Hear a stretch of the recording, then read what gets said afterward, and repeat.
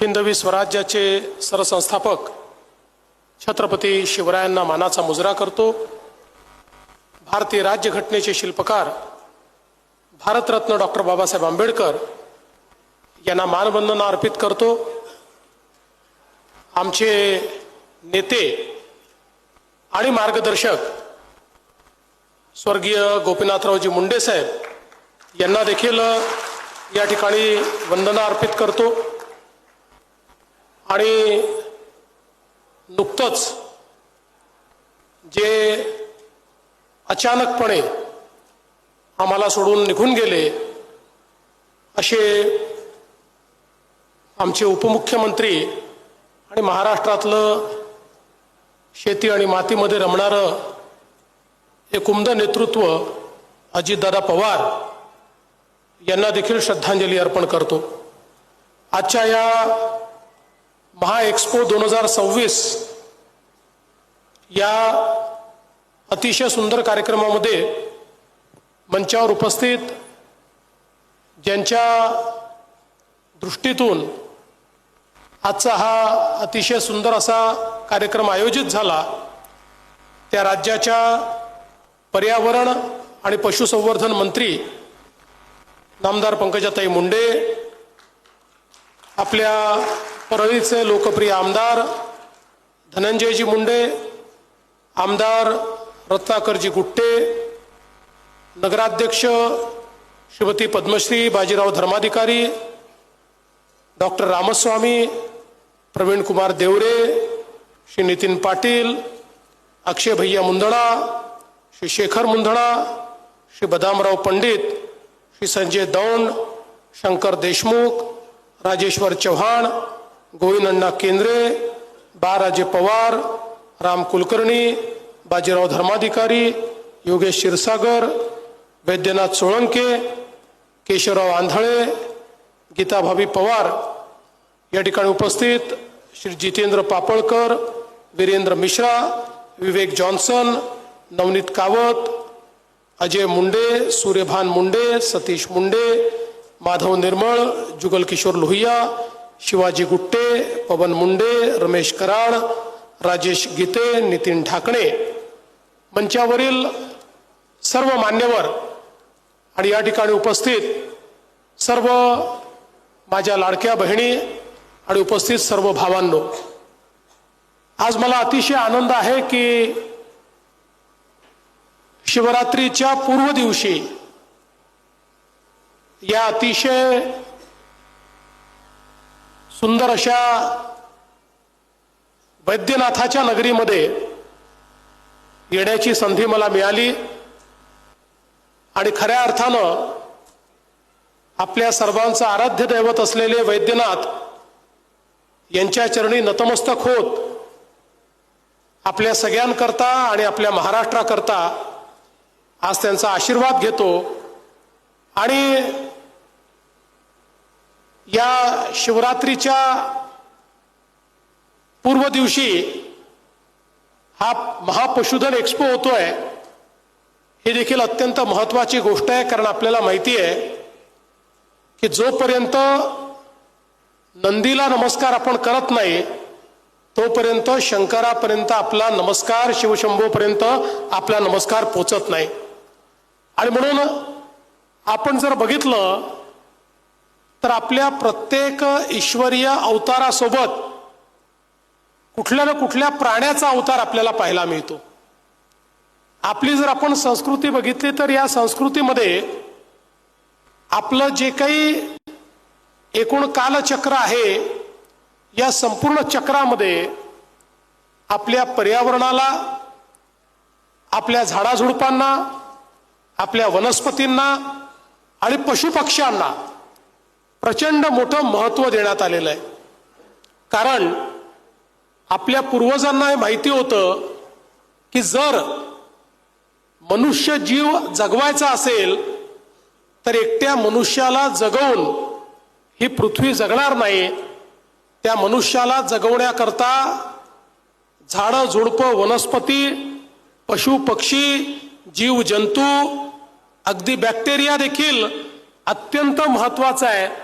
आणि म्हणून या सगळ्यांचं मिळून जे चक्र आहे, हे चक्र जर संतुलित ठेवलं तर त्यातनं जी आपली एकूणच सगळी साखळी आहे, अन्न साखळी, ती अन्न साखळी देखील त्या ठिकाणी तिचं संवर्धन होतं आणि आपल्याला जगण्याकरता मोठ्या प्रमाणात त्या ठिकाणी सगळ्या ज्या आवश्यक गोष्टी आहेत त्या गोष्टी प्राप्त होत राहतात.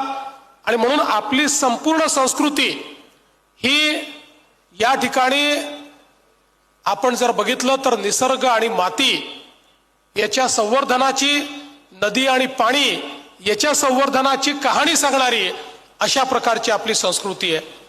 आणि म्हणूनच ज्यावेळी मगाशी धनुभाऊ आणि ताई म्हणाल्या की शिवरात्रीच्या दिवशी मला कोइंबतूरला जायचं असल्यामुळे मी एक दिवस आधी आलो आणि आजचा दिवस व्हॅलेंटाईन डे आहे, त्यामुळे व्हॅलेंटाईन डेला या ठिकाणी मला बोलवलं. तर मी सांगू इच्छितो की माय आणि माती हेच आमचं व्हॅलेंटाईन आहे. त्याच्यामुळे व्हॅलेंटाईन डेला माय आणि माती याच्याशी पुन्हा सांगड घालण्याकरता तुम्ही या ठिकाणी निमंत्रित केलं, त्याबद्दल तुमचे अतिशय मनापासून मी आभार मानतो. आज आपण पाहतोय की आपल्याकडे विशेषतः ज्या भागामध्ये मोठ्या प्रमाणात आमचा शेतकरी संकटात दिसतो, अशा भागामध्ये संकट केव्हापासून सुरू झालं हे जर आपण बघितलं तर जेव्हापासनं पशुधनाची संख्या कमी व्हायला लागली तेव्हापासनं आमचा शेतकरी हा जास्त संकटात गेलेला आपल्याला पाहायला मिळाला. आजही आपण पाहतो की ज्या ठिकाणी पशुधन आहे त्या ठिकाणी अडीअडचणीच्या काळातही आमच्या शेतकऱ्याला एक प्रकारचा आधार त्या ठिकाणी मिळतो. दुधाच्या माध्यमातनं रोज थोडे पैसे मिळाले तर कठीण परिस्थितीमध्ये देखील त्याचं जीवन त्या ठिकाणी योग्य पद्धतीनं चालतं. पण आपल्याला कल्पना आहे की पूर्वीच्या काळी आपण आपल्याला आवश्यक ते अन्नधान्य घ्यायचो, त्यानंतर हळूहळू कॅश क्रॉपकडे गेलो आणि विशेषतः आपण कापूस आणि सोयाबीनवर गेल्यानंतर आणि हळूहळू आमच्या शेतकऱ्यांची जी काही शेती आहे ती लहान होत गेल्यानंतर, त्याचं विभाजन होत गेल्यानंतर एक वैरणाचा मोठा प्रश्न हा निर्माण झालेला आपल्याला पाहायला मिळाला. आणि हळूहळू आपल्या शेतीतलं वैरण हे आपल्याला मिळत नाही अशी अवस्था आली आणि त्यातनं कुठेतरी पशुधन जे आपलं आहे हे पशुधन हे कमी व्हायला लागलं आणि त्याचा सगळाच परिणाम आपल्या एकूणच शेतीवर झालेला आपण बघितला. आज आपण बघा हळूहळू अशी अवस्था येते की ज्यामध्ये आता ट्रॅक्टरच्या उपयोगामुळे बैल हा हळूहळू कमी उपयोगाचा व्हायला लागलाय. किंबहुना आता बैलगाडा शर्यतीतच बैलाचा उपयोग हा मोठ्या प्रमाणात होतोय. बाकी उपयोग फार छोटा शेतकरी जो आहे तो अधिक करतोय. बाकी सगळं यांत्रिकीकरण चाललेलं आहे आणि म्हणून त्यातनं वेगवेगळ्या प्रकारच्या गोष्टी या ठिकाणी निर्माण होत आहेत. पण आज आवश्यकता ही आहे की पुन्हा एकदा आमच्या शेतीमध्ये आमचं जे पशुधन आहे या पशुधनाचं संवर्धन झालं पाहिजे.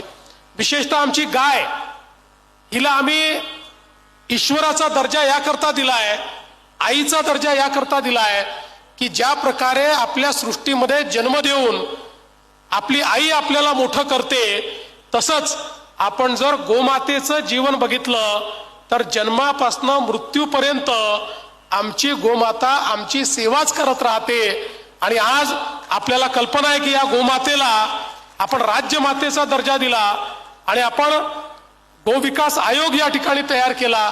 याचं कारण हळूहळू पारंपरिक गोमातेच्या जन्मापासून तर मृत्यूपर्यंत तिचे जे काही उपयोग आहेत हे सगळे उपयोग आम्ही विसरलो आणि त्यामुळे भाकड जनावर झालं की आम्हाला ते जड वाटायला लागलं आणि त्यातनंही प्रत्येक पशुगणनेमध्ये गायींची संख्या, जनावरांची संख्या ही कमी कमी होताना आपल्याला पाहायला मिळाली.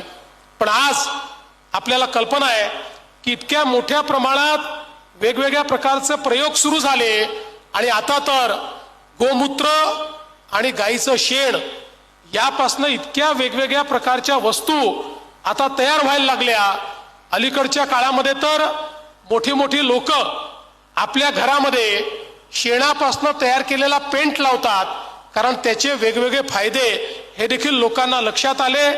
आज वेगवेगळं अनुसंधान करून ज्या प्रकारे वेगवेगळ्या प्रकारच्या औषधी या सगळ्या गोष्टींपासून तयार होत आहेत, त्या देखील मला असं वाटतं की एक नवीन अशा प्रकारची व्हॅल्यू चेन या माध्यमातून तयार होते.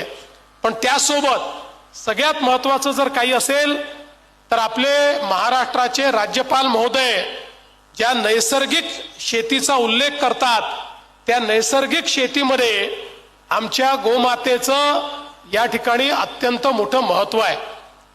आज आपल्याला कल्पना आहे, रासायनिक खतांमुळे एकीकडे शेतीची उत्पादकता कमी व्हायला लागली आहे, आमची उर्वरा क्षमता कमी व्हायला लागलेली आहे, आमची जमीन ही बंजर व्हायला लागलेली आहे आणि हळूहळू आमची अवस्था अशी आहे की ज्या प्रकारे शेतीमध्ये आम्हाला खर्च करावा लागतो त्या तुलनेनं उत्पादकता नाही, त्यामुळे त्या तुलनेनं शेतमालाला भाव नाही आणि त्यातून कुठल्या तरी दुष्टचक्रामध्ये आमचा शेतकरी अडकलेला दिसतो.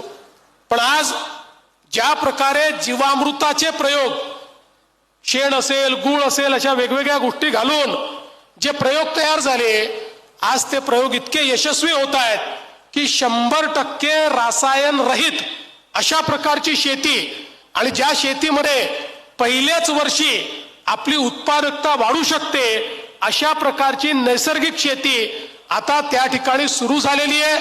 ज्यांनी प्रयोग केले त्यांचे प्रयोग यशस्वी झालेले आहेत आणि या सगळ्या चेनमध्ये खऱ्या अर्थानं आमचं जे गोधन आहे, आमची जी गोमाता आहे, त्या गोमातेचं एक महत्वाचं या ठिकाणी शेण असेल, गोमूत्र असेल, याचा एक अत्यंत महत्वाचा उपयोग या माध्यमातून होतोय. आणि जे शेतकऱ्यांनी सुरू केलं त्या सगळ्यांचा उत्पादन खर्च अर्ध्यावर आला आणि उत्पादकता मात्र 1.5 पटीकडे चाललेली आहे. आणि त्यातनं जी काही विषयुक्त अशा प्रकारचं अन्नधान्य आपण तयार करत होतो, ते अन्नधान्य देखील आता हळूहळू पौष्टिकतेकडे वळत आहे. आणि म्हणून मला असं वाटतं की जे गोधनाचं महत्व, हे जे आपल्या जनावरांचं महत्व आपल्या पूर्वजांना माहिती होतं, ते पुन्हा एकदा माहिती करून घेण्याची आवश्यकता आहे. आज सायन्स खूप पुढे गेलाय. मगाशी ताई सांगत होते एम्ब्रिओ ट्रान्सप्लांट हा विषय असा आहे की ज्यामध्ये सेक्स सॉर्टेड सिमेनमुळे आता आपण जवळजवळ सगळ्या जे काही गोरे या ठिकाणी तयार होतात, सगळे आपण गायी त्या ठिकाणी तयार करू शकतो किंवा स्त्री भ्रूण हे त्या ठिकाणी इम्प्लांट आपण करू शकतो. अशा प्रकारची व्यवस्था ही उभी झालेली आहे. आणि आपल्याला माहिती आहे की पुन्हा एकदा विशेषतः आपल्या ज्या देशी गायी आहेत, गीर असेल, साहिवाल असेल किंवा अगदी आपल्याकडच्या देवणी असेल, गवळव असेल, या ज्या सगळ्या देशी गायी आहेत, आता या देशी गायींचं महत्व हे पुन्हा एकदा समजायला लागलं. आज जो आपण विदर्भ मराठवाडा चा एक करार हा मदर्स डेअरी सोबत केला, मागच्या काळात ज्यावेळेस हा करार आपण सुरू केला आणि या कराराच्या अंतर्गत ज्यावेळी आपण मदर्स डेअरीच्या माध्यमातून दूध घेणं सुरू केलं, मला सचिव महोदय आपल्याला सांगायचं आहे की आमच्या वर्धा जिल्ह्यामध्ये ज्या गवळव गायी आहेत त्यांच्या दुधाला 40 रुपये 45 रुपयापर्यंत किंमत आली. इतकं फॅट पर्सेंटेज त्या ठिकाणी त्याच्यामध्ये चांगल्या पद्धतीचं होतं. आणि म्हणून आज या सगळ्या गोष्टी आता आपल्याला उपलब्ध आहेत. आणि त्यासोबत मोठ्या प्रमाणात वैरण विकास हा कार्यक्रम पुढच्या काळामध्ये आपल्याला हातामध्ये घ्यायचा आहे. आता या ठिकाणी काही सायलो तयार करणाऱ्या मशीन्स देखील आपण बघितल्या. सायलेज हे एक अत्यंत महत्वाची गोष्ट आहे की आपल्याला जर गोधन वाढवायचं असेल, आपल्याला जर गाई म्हशी वाढवायच्या असतील, तर आपल्याला मोठ्या प्रमाणात वैरण विकासाचा कार्यक्रम हातामध्ये घेऊन आणि सायलेजेसच्या माध्यमातून अगदी कमी किमतीमध्ये आमच्या जे काही शेतकरी आहेत या शेतकऱ्यांना ते वैरण मिळेल अशा प्रकारची एक चेन ही आपल्याला तयार करावी लागेल. आणि म्हणून आता जे कार्यक्रम आपण हातामध्ये घेतले आहेत, या कार्यक्रमामध्ये विशेष भर शेतकऱ्यांना त्या ठिकाणी मदत करून, वैरण विकासाकरता प्रोत्साहित करून आणि त्यांचं सगळं जे काही ते तयार करतील ते पूर्ण वैरण हे विकत घेऊन आणि त्याची एक सप्लाय चेन तयार करणं, अशा पद्धतीनं पुढच्या काळामध्ये आपल्याला काम करायचं आहे. आपल्याला आश्चर्य वाटेल, जगामध्ये जे मोठे देश आहेत, मोठे म्हणजे जास्तीत जास्त दूध उत्पादन करणारे देश आहेत, लोकसंख्येने आपल्यापेक्षा 1 पण आपल्यापेक्षा जास्त दूध जे त्या ठिकाणी उत्पादन करतात, अशा देशांमध्येही ज्या ब्रीड आहेत, या ब्रीड कुठनं गेल्या हे जर आपण त्या ठिकाणी माहिती घेतली तर आपल्या देशी ब्रीड या त्या ठिकाणी नेऊन त्याला क्रॉस करून त्या ठिकाणी ब्रीड तयार करून आज जगाला दुधाचा पुरवठा करण्याचं काम या वेगवेगळ्या देशांमध्ये होत आहे. त्यामुळे मला असं वाटतं की आपल्याला देखील पुढच्या काळामध्ये हेच काम या ठिकाणी करावं लागेल आणि त्यासोबत आपली उत्पादकता ही देखील वाढवावी लागेल.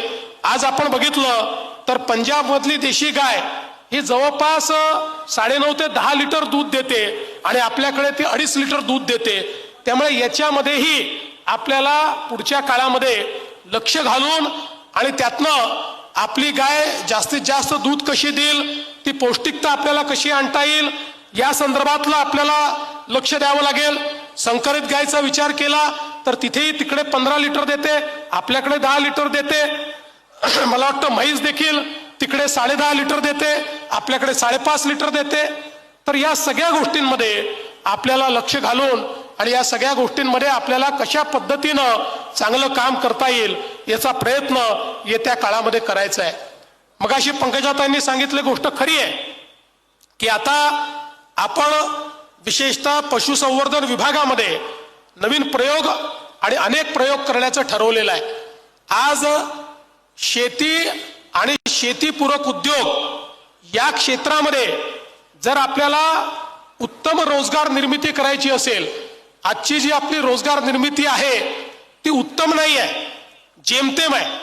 उत्तम रोजगार निर्मिती करायची असेल तर हे जेवढे जोडधंदे आहेत, कुक्कुटपालन असेल, शेळीपालन असेल, गोपालन असेल आणि यासोबत मत्स्यपालन असेल, मत्स्य व्यवसाय असेल, अशा ज्या वेगवेगळे व्यवसाय आहेत, या सगळ्या व्यवसायांना आपल्याला चांगल्या पद्धतीनं त्या ठिकाणी करावं लागेल. आणि हे वर्ष तर युनायटेड नेशन्सने महिला शेतकरी वर्ष म्हणून या ठिकाणी ठरवलेलं वर्ष आहे. त्यामुळे आमच्या महिला शेतकरी, महिला गोपालक, महिला कुक्कुटपालक, महिला शेळीपालक अशा प्रकारे एक मोठा कार्यक्रम ताई आपल्याला हातामध्ये घ्यायचा आहे. आणि म्हणून मी तुम्हाला आजच आश्वस्त करतो की तुमच्या विभागातर्फे जेवढ्या योजना तयार होतील त्या सगळ्या योजनांना बजेटमध्ये निधी उपलब्ध करून देण्याचं काम हे आम्ही या ठिकाणी निश्चितपणे करू आणि त्या माध्यमातून खऱ्या अर्थानं या क्षेत्राला पुढे नेण्याचं काम करू.